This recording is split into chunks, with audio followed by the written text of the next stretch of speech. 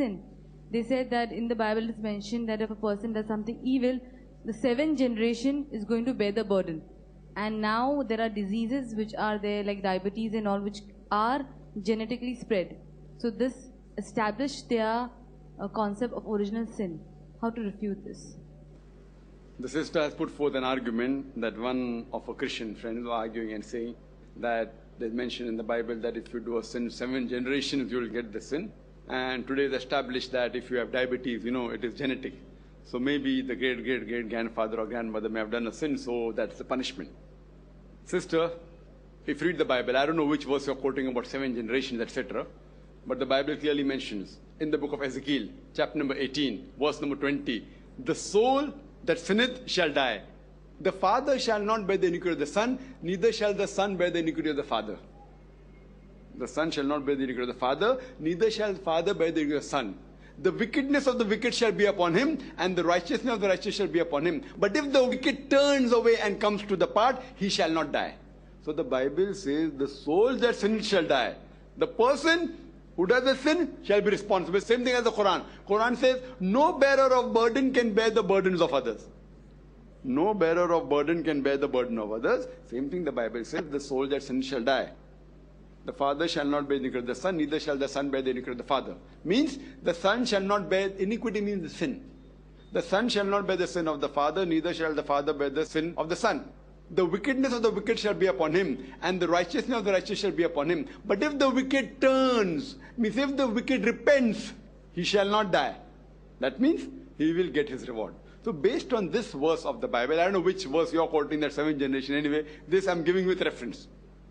Fine? So according to the Bible, there's nothing like original sin.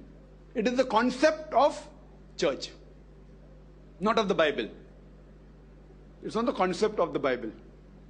Imagine, as most of the Christians, not the Bible, the Christians say that Adam and Eve, may Allah be pleased with them, they were asked not to eat the forbidden fruit.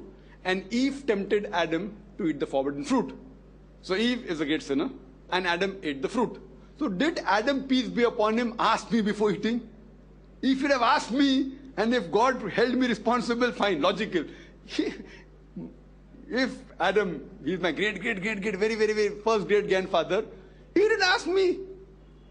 Imagine if my father, leave aside my grandfather, if he commits a murder, can the police catch me? No, original sin. So in Christian countries, if the father commits a murder, the son should be put to gallows. Right or wrong? Right or wrong? Right. Son should be put? Is there any country? So the country that professes Christianity and follows the Christian law, the son should be put to the gallows. And nowhere do you find this. Do you find in any law? It's illogical. So if my father committed a mistake, he should be held responsible. Fine, if I help my father in committing the murder, then the police catches me, it's fine. So my first great grandfather, Adam, peace be upon him, he ate the apple, he didn't ask me. If he has asked your friend, then your friend is responsible. Surely he didn't ask me. And then going ahead to prove about disease. That's why she says that here if we analyze, the diabetes is genetic. Yes, I'm a medical doctor. I've given up my practice, and now I speak about the truth, spreading the message of truth. We do know medically that diabetes is genetic. It comes in the genes. So that's the reason she says that, we have come to know that so-and-so person did a sin, and therefore it's come. First of all, it's not proof from the Bible at all. And this thing which is genetic, so that means we have to agree in everything. We know that many of the people who are smugglers, who are rapists, their children are intelligent. So do you mean to say because the father raped, the father smuggled, therefore the child became intelligent? Is it so? Is it so? No, if great-grandfather does a sin, he gets punished. If the great-grandfather does a good thing, even he should get a reward, right? So we find that many a times the father is absolutely inhuman, merciless, yet the children are very good. So surely it is different medical disease. And one more thing, in Islam, whether a person has diabetes or not, it makes no difference for him to go to Jannah or not. A person having diabetes can go to heaven, can go to hell also. A person not having diabetes can go to hell, can go to heaven. The criteria to go to heaven is not diabetes. This world is a test. Allah says in the Quran, in Surah Mulk, chapter number 67, verse number 2, Allazi khalaqal mauta wal hayata. It is Allah who has created death and life to test which of you is good in deeds. So this is the test. And Allah is testing. Allah says in the Quran, we test some people with fear, some with hunger, some with loss of life, some with disease, some with wealth. Allah says in the Quran, this is the test. Now the test may come either genetically, without genetic, AIDS. There's a new research saying that homosexuality is genetic. So is homosexuality genetic? Who's to blame? God, not us. Well, homosexuality is a sin. Then it was found out that the research was false, and the person who propounded that theory himself was homosexual. See, homosexuality is a sin. Diabetes is not a sin. So if homosexuality is proved to be genetic, then there's a problem. Right? Because homosexuality is a sin, diabetes is not a sin. Telling lies cannot be genetic. If it's proved robbing is genetic, then it came in my genes. Who's to blame? My father. None of the sins are genetic. Disease is not a sin. Disease is one type of test. Allah is testing you. God is testing you. That now you have a disease, yet do you believe in God or not? You say, oh, what is this diabetes? What is this God? All nonsense. No nonsense. Allah is testing you with difficulties, with reward, with punishments. Testing you, and depending upon the test, He gives you marks, and on the day of judgment, He's Malik Yawmiddin, He's the master of the judgment. Depending on that, He'll put whether He'll pass or fail, heaven or hell. Hope that answers the question, sister. Yes, brother. My friend is Hindu, and God is not there in stones, trees, incense.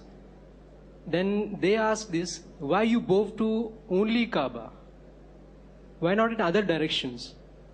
Well, I have the question that, in short, if idol worship is prohibited in Islam, worshipping stones and idols, etc., then how come you bow down to the Kaaba?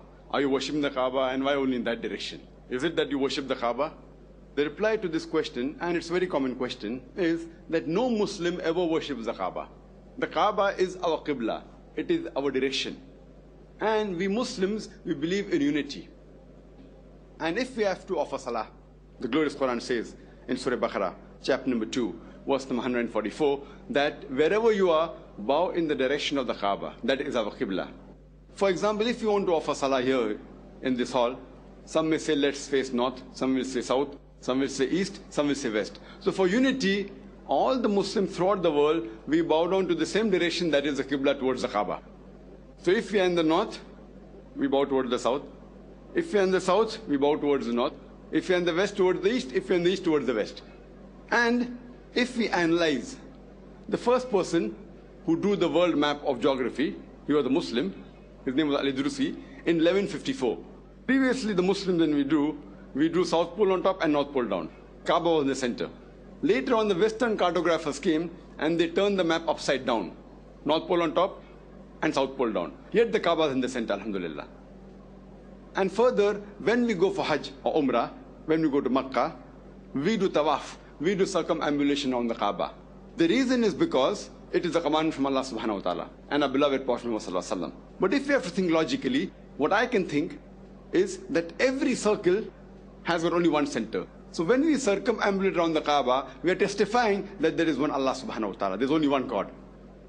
And the statement of the second Caliph of Islam, Hazrat Umar, may Allah be pleased with him, it's mentioned in Sahih Bukhari, volume number 2, in the book of Hajj, chapter number 56, hadith number 675. Hazrat Umar, may Allah be pleased with him, radiyallahu an, he said that I am kissing this black stone only because I saw the Prophet kissing it. Otherwise, this black stone can neither benefit me, neither can cause me any harm. So this statement that the black stone can neither benefit me, can neither cause me harm, is sufficient to prove that no Muslim ever worshipped the Kaaba. And furthermore, as a last logical reason that I give, is that during the time of the Prophet, his companions, there were several Sahabas who stood on the Kaaba and gave the adhan, gave the call for prayers. Now, which idol worshipper will ever stand on the idol he or she worships? So this is sufficient proof that we Muslims don't worship the Kaaba. It is only for unity, for direction, when we offer Salah. Hope that answers the question. Wa akhir da'wana alhamdulillah rabbil alamin. يا رب إنك أنت السلام منك السلام إليك السلام